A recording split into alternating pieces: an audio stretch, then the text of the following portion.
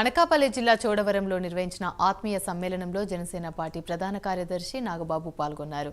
ఈ సమ్మేళనంలో కార్యకర్తలకు, నాయకులకు దిశానిర్దేశం చేశారు. ప్రజలను పట్టిపీడిస్తున్న జగన్ అనే మహిషాసురుణ్ణి గద్దెదించడానికి ఎన్ని పార్టీలు కలిసినా తప్పులేదన్నారు. వైసీపీలో ఉన్న క్రూరమైన, స్వార్థపరులైన నాయకులను తన జీవితంలో చూడలేదని చెప్పారు. స్థానిక వైసీపీ ఎమ్మెల్యే కరణం ధర్మశ్రీ ఈ నియోజకవర్గంలో రోడ్లు లేవు, ఉన్నవన్నీ గుంతలే అని మాట్లాడాడు. అంటే పాలన ఎంత అధ్వానంగా ఉందో అర్థం చేసుకోవచ్చని ఎద్దేవా చేశారు.